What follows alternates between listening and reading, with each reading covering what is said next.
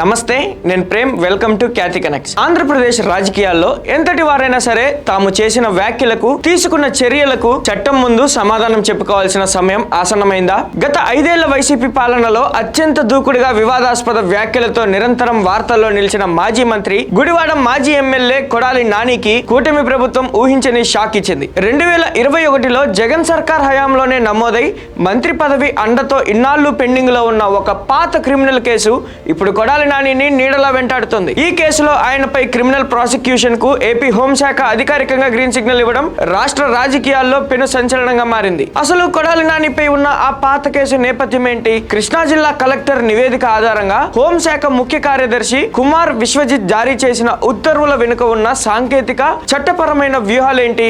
గుడివాడ గడ్డపై ఈ పరిణామం ఎలాంటి రాజకీయ ప్రకంపనలు సృష్టించబోతుంది? ఈ ఎక్స్క్లూజివ్ అనాలిసిస్ లో మనం క్లియర్ గా చూద్దాం.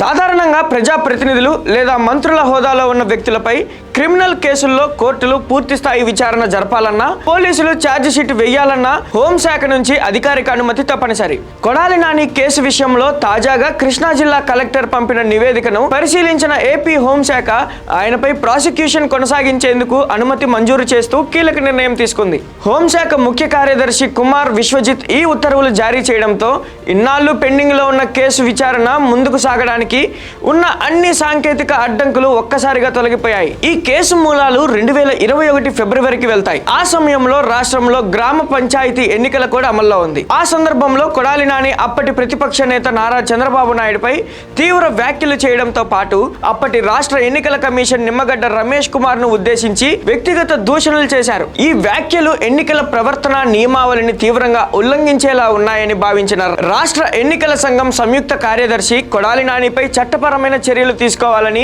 అప్పట్లో కృష్ణా జిల్లా ఎస్పీకి నివేదిక పంపారు. ఆ నివేదిక ఆధారంగా 2021 ఫిబ్రవరి 16న స్థానిక న్యాయస్థానం అనుమతితో గుడివాడ పోలీసులు కొడాలి నానిపై కేసు నమోదు చేశారు. అయితే ఆ సమయంలో నాని రాష్ట్ర కేబినెట్ లో కీలక మంత్రిగా కొనసాగుతుండటంతో ఆయనపై తదుపరి విచారణ జరగకుండా అప్పటి ప్రభుత్వం ప్రాసిక్యూషన్ అనుమతులను నిలిపివేసింది. దీంతో ఈ కేసు ఫైల్ గత 5 ఏళ్లుగా సచివాలయంలో పెండింగ్ లోనే ఉండిపోయింది. ప్రస్తుత కూటమి ప్రభుత్వం ఈ పాత ఫైళ్లను దుమ్ము దులిపి ప్రాథమిక ఆధారాలు ఉన్నాయని నిర్ధారించుకొని విచారణకు ఆమోదం తెలిపింది. గతంలో ప్రతిపక్షంలో ఉన్నప్పుడు తమ నాయకులపై, అలాగే రాజ్యాంగబద్ధమైన వ్యవస్థలపై జరిగిన వ్యక్తిగత దాడులను టీడీపీ, జనసేన శ్రేణులు చాలా ప్రతిష్టాత్మకంగా తీసుకున్నాయి. ఇప్పుడు అధికారంలోకి వచ్చిన కూటమి ప్రభుత్వం దీనిని రాజకీయ కక్ష సాధింపు అనే ముద్ర పడకుండా రాజ్యాంగ సంస్థల గౌరవాన్ని కాపాడే క్రమంలో భాగంగానే ఈ చర్యలు తీసుకుంటున్నట్లు ప్రజల్లోకి సంకేతాలు పంపుతోంది. నోటి దూకుడు, అధికార బలం ఎల్లకాలం కాపాడలేవని, తప్పు చేస్తే ఎంతటి వారైనా చట్టం ముందు నిలబడాల్సిందే అని బలమైన సందేశాన్ని చంద్రబాబు నాయుడు ప్రభుత్వం ఈ నిర్ణయం ద్వారా స్పష్టం చేసింది.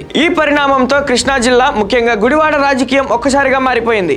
ఒకప్పుడు గుడివాడను తన అడ్డాగా మార్చుకొని ఏకఛత్రాధిపత్యం చెలాయించిన కొడాలి నాని 2024 ఎన్నికల ఓటమి తర్వాత ఇప్పటికే రాజకీయంగా సైలెంట్ అయిపోయారు. ఇప్పుడు ఈ కేసుల వ్యవహారంతో ఆయన మరింత డిఫెన్స్ లో పడిపోయినట్లు కనిపిస్తోంది. మరోవైపు స్థానిక టీడీపీ నాయకత్వం ఈ అవకాశాన్ని ఉపయోగించుకుంటూ కొడాలి నాని హయాంలో జరిగిన ఇతర అక్రమాలను కూడా తవ్వితీసే పనిలో పడిందని టీడీపీ వర్గం అంటున్నారు. హోంశాఖ ప్రాసిక్యూషన్ కు పక్కా అనుమతి ఇచ్చినందున పోలీసులు త్వరలోనే కోర్టులో ఛార్జ్ షీట్లు దాఖలు చేసి విచారణను వేగవంతం చేయనున్నారు. న్యాయ నిపుణుల ప్రకారం ఒకవేళ కోర్టులో నేరం నిరూపితమైతే కొడాలి నానికి చట్టపరమైన ఇబ్బందులు మరియు శిక్షలు తప్పవు. ఈ కేసు ఆధారంగా అవసరమైతే ఆయన్ను కస్టడీలోకి తీసుకుని విచారించే అవకాశాలను కూడా కొట్టిపారేయలేం. ఆంధ్రప్రదేశ్ రాజకీయాల్లో కొడాలి నానిపై ప్రాసిక్యూషన్ కు ఏపీ ప్రభుత్వం అనుమతి ఇవ్వడం ఒక కీలక మైలురాయిగా మారింది.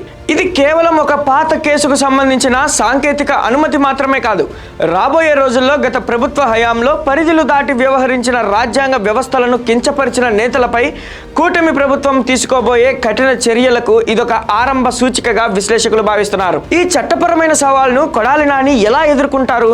కోర్టుల ద్వారా ఆయనకు ఉపశమనం లభిస్తుందా, లేదా ఈ కేసుల ఉచ్చు మరింత బిగిసి అరెస్టు వరకు దారితీస్తుందా అనేది తేలాల్సి ఉంది. మరి ఈ high voltage political and legal వార్పై మీ వ్యక్తిగత అభిప్రాయాన్ని కింద కామెంట్ బాక్స్ లో తప్పకుండా పంచుకోండి. మరో అప్డేట్ తో మళ్ళీ కలుద్దాం. అంటిల్ దెన్ కీప్ వాచింగ్ ఖ్యాతి కనెక్ట్స్.